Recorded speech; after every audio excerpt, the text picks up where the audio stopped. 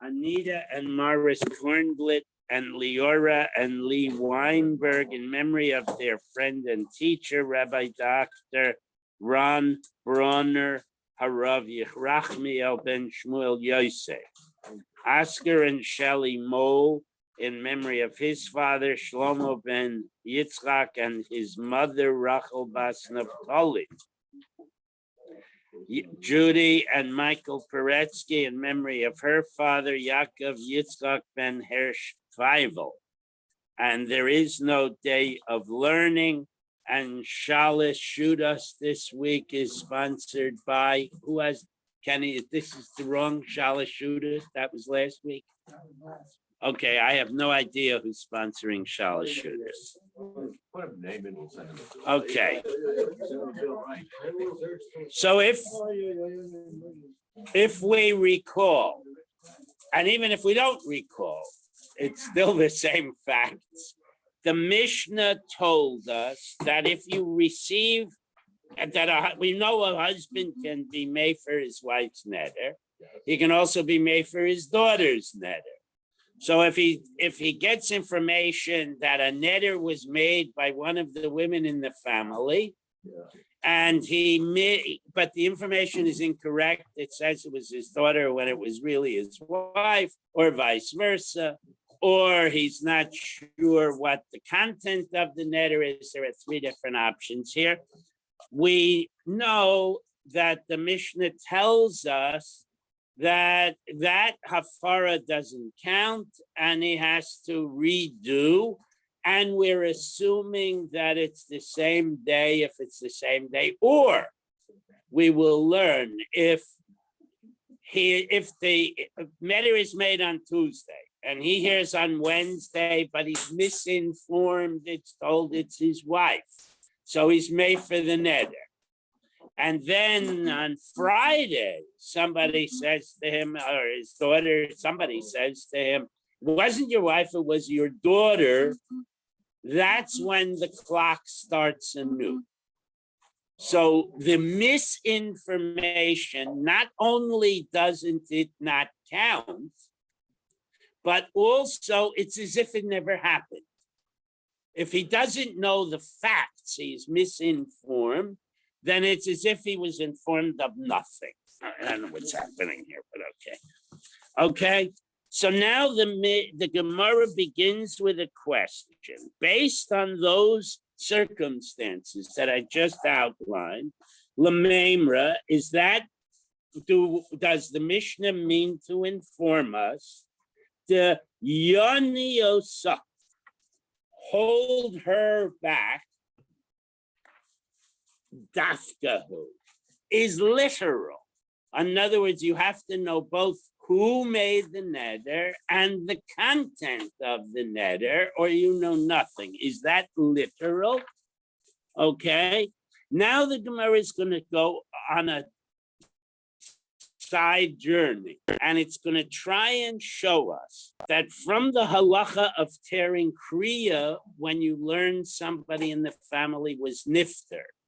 Now, to understand this, you have to realize our minhag is to defer the kriya to the levaya, but the actual halacha is you tear kriya at the petira if you're present, or at the time you're notified if you're not present. Okay, we defer it because the argument is that the most painful moment is the moment of petira. But since most people are not present at the petira, we determine that the most painful moment is at the levaya, beginning of the levaya. So most people tear kriya then. But ba'etzem halacha, you tear kriya at the moment of notification.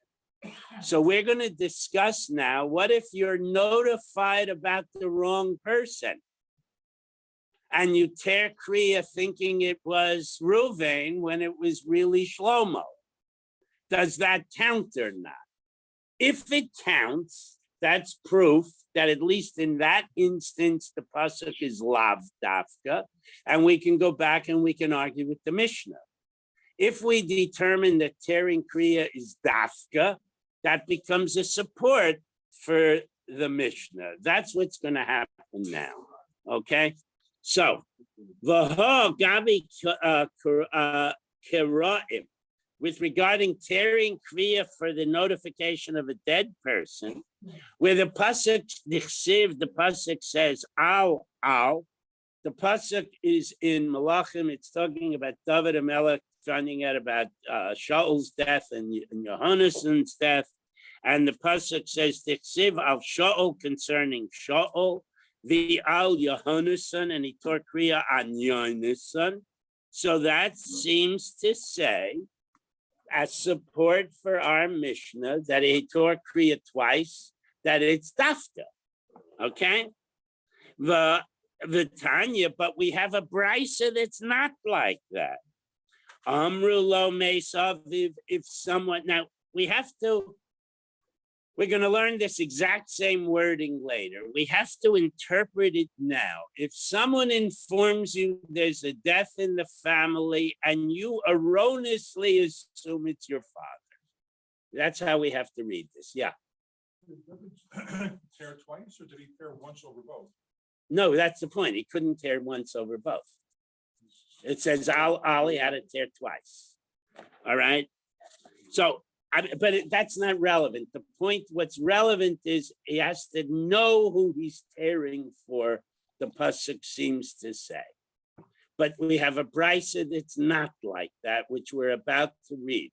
Now, in order to understand the brisa, I'm reading it the way we have to understand it. I'm not translating it literally. Okay, Amru lo meis. They tell him there was a death in the family. Now his father is 98 years old and his son is 23. So those are the only two male relatives, and it says it was, and so he assumes it was his aviv, it was his father who died, Vikora, and he tore kriya. And later on, he's given more accurate information that it was his son who died. Okay. And what is the halacha? According to this brisa, Yasuli de Kriya. The Kriya was valid, even though it was, quote, for the wrong person. So that's a contradiction to the concept of dafka, and maybe our Mishnah is misunderstanding the pasuk. Amrlo kasha. No, that's not a problem. Habistam. What happened was they told him there's a death in his family. He thought it was his father, but he didn't say, I'm tearing from my father. He says, oh, there's a death in the family. He tore kriya. Now, I had a problem because when you tear kriya, for your parent, it's on the left side of your garment. For your son, it would be on the right side of your garment. So we have to understand that either that's not ma'akev, or that fine point of which side you tear on was not yet established. That's the best I can do on that. So don't ask that question. Okay. The meforesh. But in the second case, it was where you're literally told explicitly. So in the case of the kriya, there was a death in the family. In the case of the neder, not there was a lady in the house that made a neder that you can be cancel, but they told him it was his daughter when it really was his wife. And they said it was Susie, your daughter, who made the neder. So that shows that it's not exactly comparable, okay? Now, we're gonna back that up. For Hasanya, we have another brisa, Amrlu Mesav, they have exactly the same words, but this time we're reading it differently. They tell him his father died, Vikora, and he tore kriya. The Achar Kach Nimtza B'nai, and later on he determined that it really was not his father who died, it was his son who died. Okay, lo yatzali de kriya. The kriya was invalid and he has to tear again. Okay, he should use the same shirt to save money. Okay, amrilo mace, lo mace. But if they simply say there was a death in the family, oh, kesavar avivu, and he again, his father was very, very old. His son was a strapping young man. So he made the logical but erroneous assumption it was his father, Vakora, and he tore. The achachach nimtza beno, and then he determines his father. Now this time it's stam. Notice yatzali de kriya. The kriya is considered valid. So that is a more expansive brisa explaining the first brisa, which is why I read it the way I did. Rav Ashi Aimer kan b'toch dibur. Rav Ashi throws a new concept in. We have a notion toch kedei dibur. If you correct yourself immediately within the time frame of saying Shalom Aleichem Rebbe, so 1.3 seconds, then it sort of erases the first and the second counts. But if there's a gap greater than a second and a half, whatever it is, then it's two separate statements. And the first statement stands on its own, and the second statement stands on its own. That's what toch kedei dibur means. We're applying that notion here. If you tear kriya thinking it's your father and in the middle of the rip, somebody says to you, no, it was your son, and you continue the rip thinking it's your son. So that would be for your son. But if you tore kriya for your father and then had a cup of coffee and then they say it was your son, that would not be toch kedei dibur and would be in, that's the new notion that Rav Ashi's throwing in. Kan toch kedei dibur, over here we're talking where the incorrect information was immediately corrected and the kriya was determined to be valid. Kan la'acher kedei dibur. But the case where we say the incorrect kriya, if you know what I'm saying, is not valid, that's where there was a gap between the pieces of information. Ha, keda amre yatsa liyadei kriya. So when you tell me that even though the initial statement was erroneous, or his thinking was erroneous and he was in the middle of tearing, and then he's told it's his son immediately. And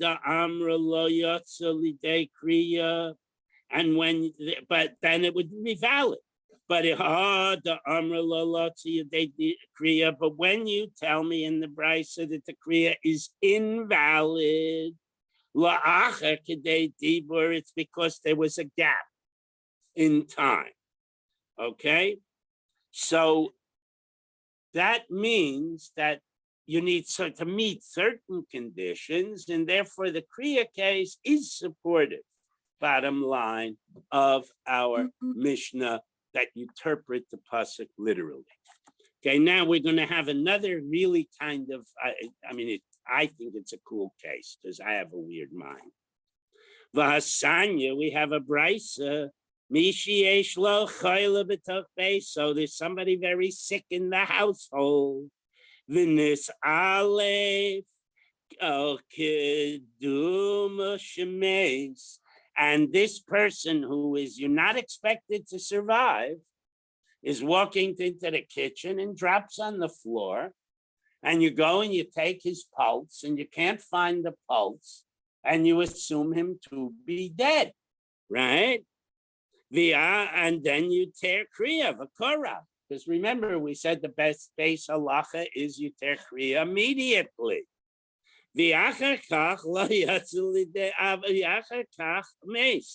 And then the guy gives a krechts and opens his eyes and then dies. So you tore kriya just prior to that person's demise.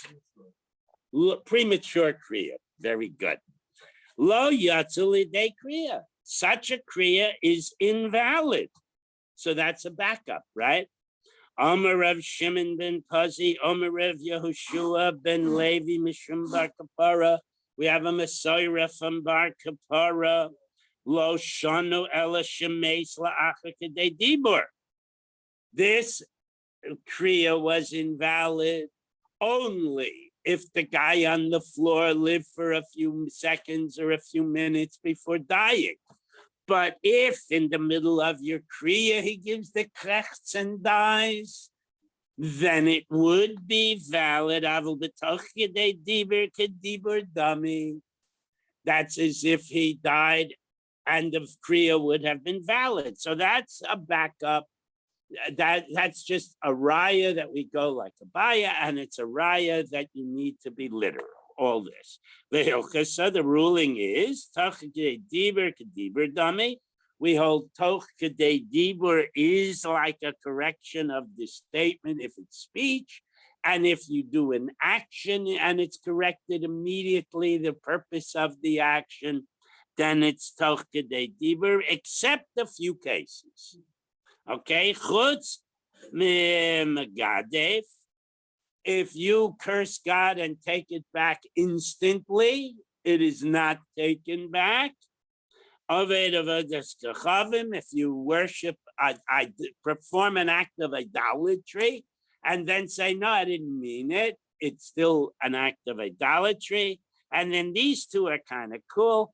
Mekadesh, you give the girl the ring and you say, Harayat Mikadeshly. No, change my mind, you pull the ring off her finger. Tough noogies, you're married. Okay, or umigoresh, you stick, or your shliach sticks the get in between her fingers. She has to hold her hand a special way, and you stick the get in between her, and then you yank it back and say, "Just kidding." You're divorced, and there are implications to both, right? In the first case, if you really didn't mean to marry her, you have to give her a get, and she's now considered a divorcee, not a basula, even if there was no intimacy, and her kasuba is cut in half, and she can't marry a Kohen. Lots of implications. Similar with regard to the divorce, there are various incorrectable or inalterable circumstances. So that's that. Now we're going weiter with regard to a woman's neder. Now we're just going to assume, I'm going to say his wife, but it could also be his unmarried, under 12 and a half daughter. Okay. Omra kainim te'enim va'anovim elu sha'ani tuemes. She says, tasting these figs and grapes are a korban, are like a korban to me, which means you can't taste them because you can't eat a korban, right? Okay. Now, what if the husband then says, I have no problem with you not eating figs. I'm mekayim the figs.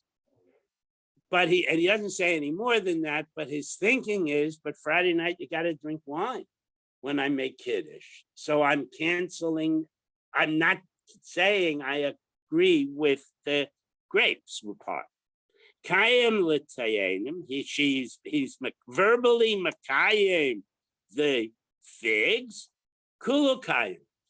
The entire neder is considered one neder, and by establishing part of it as I accept or I validate that, the whole thing is validated.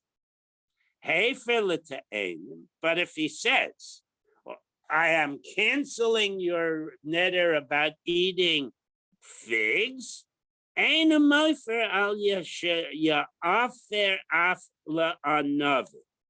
if he had said, I'm canceling your neder, then would have applied to both. But since he says, I'm canceling the figs, he would have till that night to realize that that kills Kiddush, and he would have to cancel the grapes, because canceling you can do part, but supporting you got to do the whole thing. Ain't a mofer al sheyafer af la'anavim. He has to. What?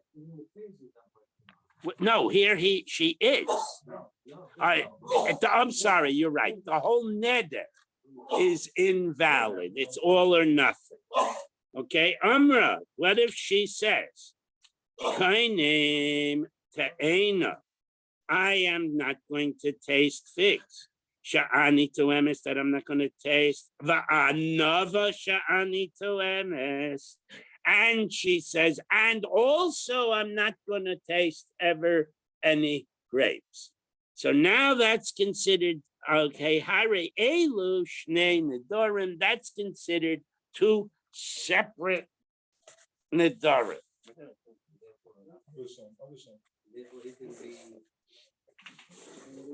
Thank you. But therefore he can cancel one and not the other, because it's by the way the phrasing. I'm not going to eat figs and grapes. That's one neder. I'm not going to eat figs. I'm not going to eat grapes. That's two nedarim.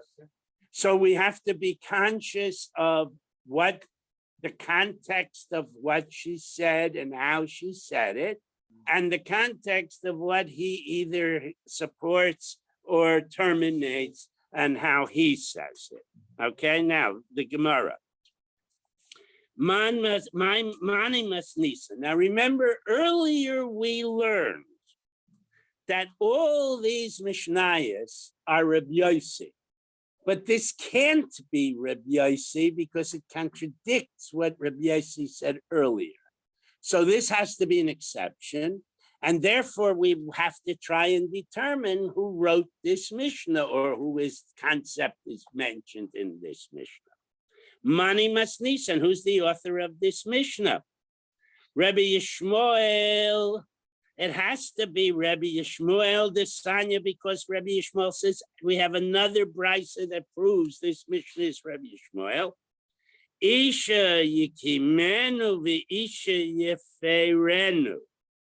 The pasuk says her husband either confirms the vow of his wife. In other words, according to this pasuk, it's two choices.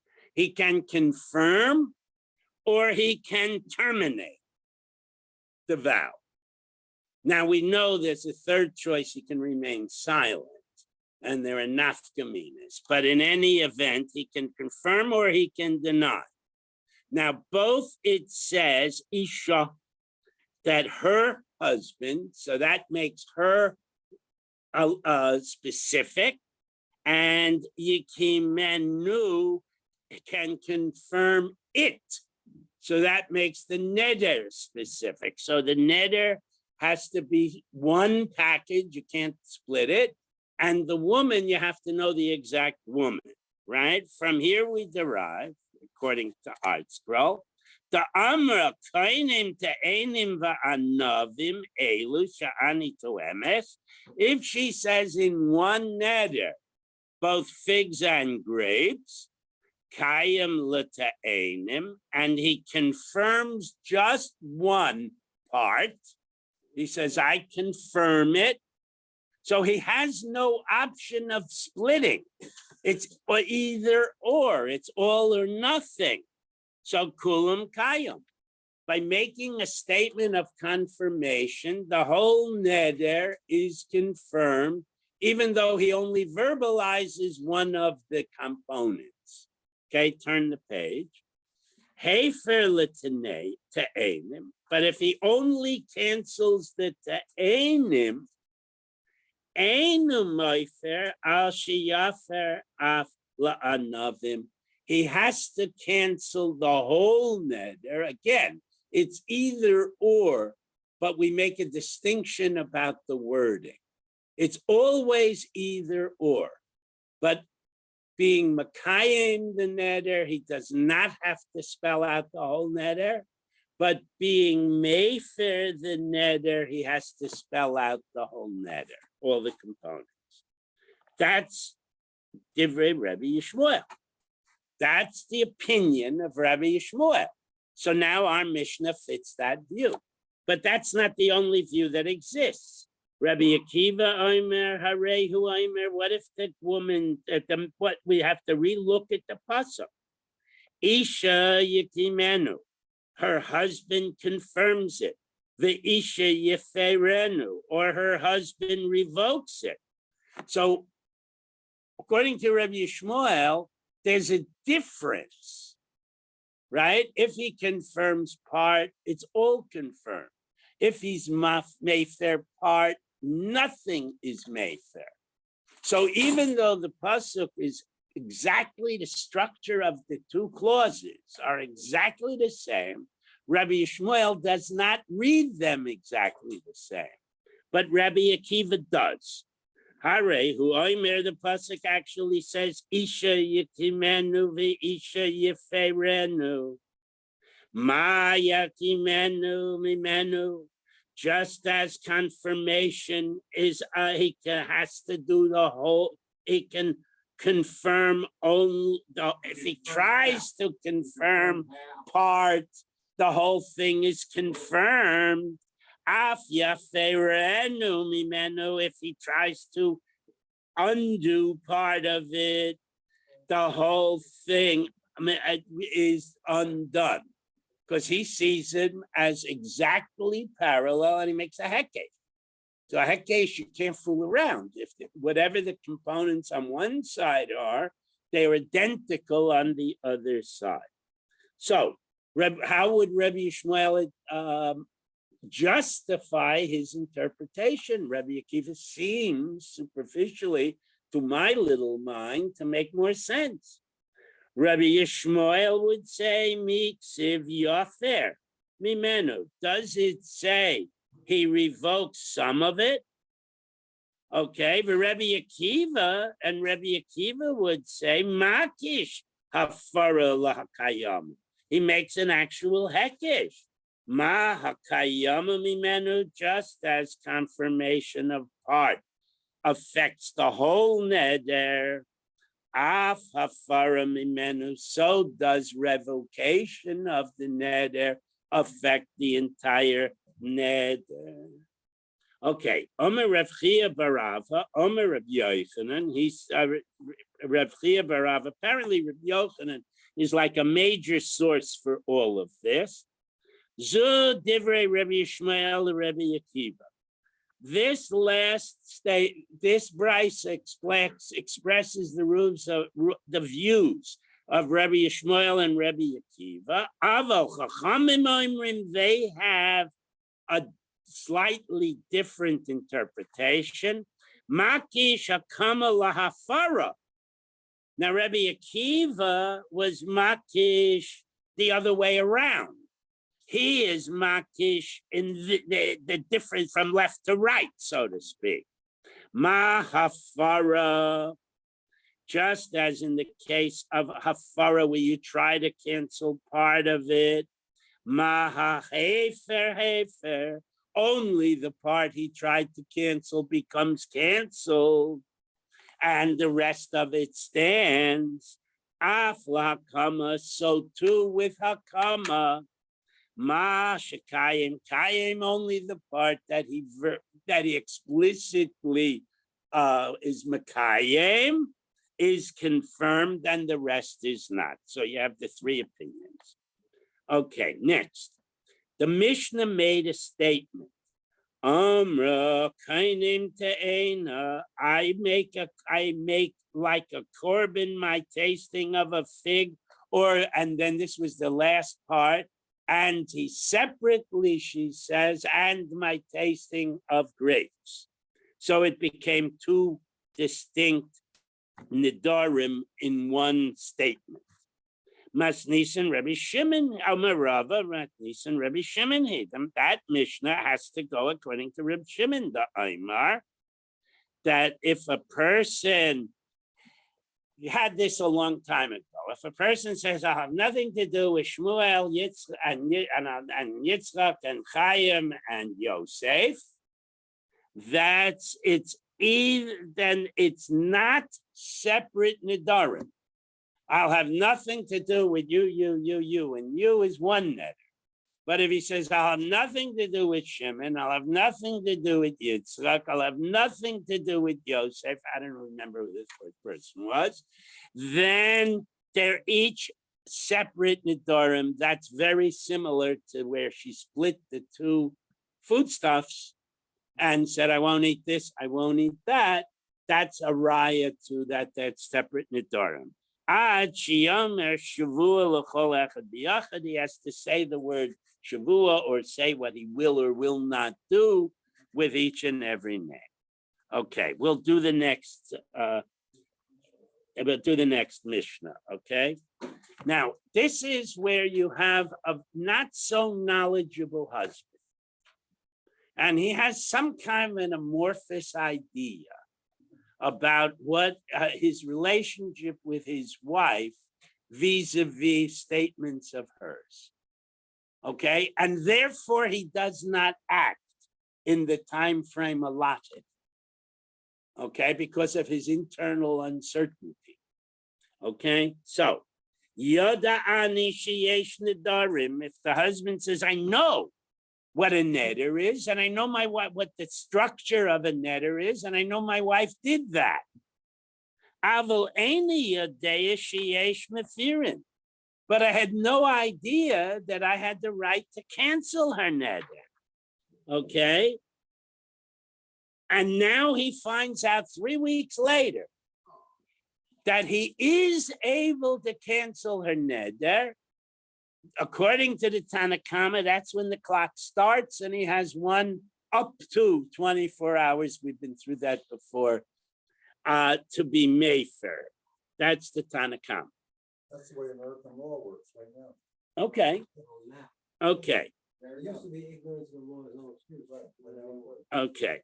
Yodea ani sheyesh mimfirin. I have a knowledge that I'm allowed to cancel a neder if and when my wife makes one. However, avol eini yodea shezeh neder. She used a deviant form of statement. I'll do it with a shavua because I can't think of a deviant neder. But I promise I'll go shopping at 12. Right? Now that's a shavua. But if I don't realize that's a shavua and I want my wife to go out to lunch with me at 12, so wasn't Mayfair. And now she says it's 12 o'clock, goodbye, I'm going to Winn-Dixie. So I didn't know that what she made was a commitment. Let's put it that way. So Reb Meir Aimer lo yafer. Reb Meir says a neder is a neder. Ignorance of the law is no excuse, and you cannot be Mayfair if your day is up. Okay?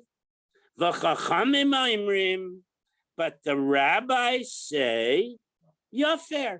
Again, it's like it's going back to the notion he had incomplete information. He did not know that what she said was a neder. So now when he gets correct information, his clock starts anew. Really, it's really an extension of the previous Mishnah. So we'll I guess we'll stop. You want me to stop here, Kenny? Good. Yes, no, what? Okay.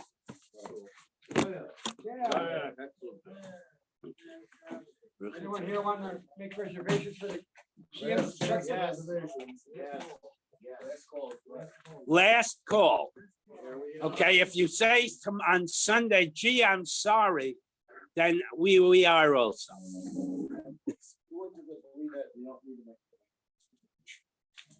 Okay, and Hesh, you have all the money with you? If you have all the money, I'll go pay him now. If the person has for sale and finds out that it's the entire family, you know, it's aunts, and uncles, his Yeah, yeah. parents, his children were wiped out in You a tear for volcano each. or in a war. Right, right, right. You Some tear for- disaster. you Tear tear for for each one. Well, what you do is you make the tear and you do a tefa, and then you extend it another tefa. For each person. I know for, That's for sure. I mean, you I find out, understand you know, run there's out of 20 shirt. 20 people. I you know. understand. I'm not sure. I know it should that never if happen it's then. multiple people, of course it has. I said it Families in a shouldn't. car crash. I Families- mean, families in that's a how I Holocaust. envision this case. Families in a There's a Holocaust. car crash. With Or that, an one of them avalanche or died. an earthquake, Yeah, or, you know, whatever it is. But The I hurricane. know that you extend the tear Extended- for a second person. Whether that's enough to cover everybody, I don't know. I'll ask. And It's not that. I'll important, ask. just for- Well, you're running out of relatives. It's not that important. No, it's two. It's Friday. Oh yes, I'll drop you off. All right. Yes, I'll drop you off. I just have to suit up. Can I ask you something? Surely. Yesterday we were learning a much, and Rabbi Green What is asked this? me, For the hearing, Oh, you mean for the malaks? yeah, come on. Okay. we were learning that you're allowed to, on Shabbos, you're allowed to tear something and you're allowed to use, suppose you want to eat a nut, you're allowed to use a hammer. Right, because it's a mutter Okay. use. Suppose you have something enclosed by a piece of paper and you want to eat it, so you can tear it open. That's mustika. You can tear open the Now, paper. what if there's writing on it? You can't tear the letters. Now, how You do have to tear between the Now, letters. can I take a knife and cut it? I think, I'm not sure. A knife, yes, Actually- scissors, no. Okay, a knife, yeah. Because a knife is not muksa. A regular ordinary, like a